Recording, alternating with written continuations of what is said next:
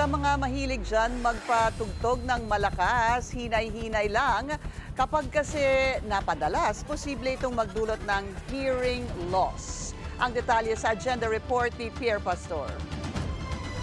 Kapag naririnig ko, yung pinapakinggan mo, nako, sigurado tayo na more than 85 decibels na yan. 85 decibels lang ang maximum audio level na dapat para sa isang tao. Pag lumampas dito ay delikado na sa tenga.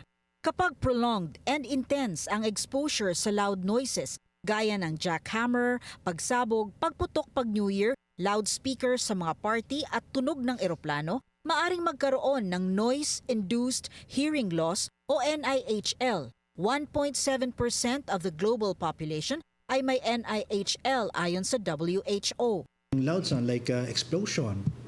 Ayan. So, magsisend yan ng barotrauma sa tenga. Sabi ko, minsan nabubutas pa yung eardrum.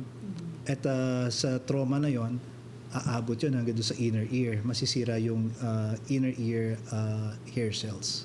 Dumarami raw ang kaso ng NIHL sa mga kabataan ngayon na laganap ang paggamit ng earbuds at earphones. Ang 13-year-old na si Matthew, mas gusto ang loud sound sa kanyang earphones. Nakaka-relax po,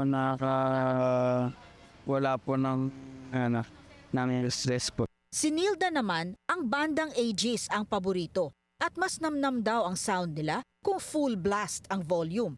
Pero kailan lang, medyo humihina na raw ang pandinig ni Nilda.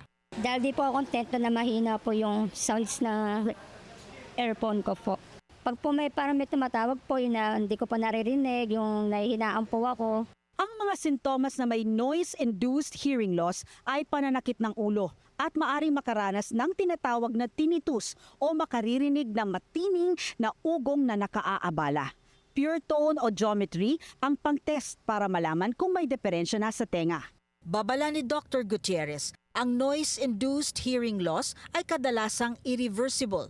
Makatutulong lamang ang paggamit ng hearing aid at cochlear implants na umaabot ng ₱1,000,000 ang halaga. Kaya't dapat ingatan ang pandinig, maging conscious sa volume level ng mga earphones at bantayan ang audio levels ng mga gadgets ng anak.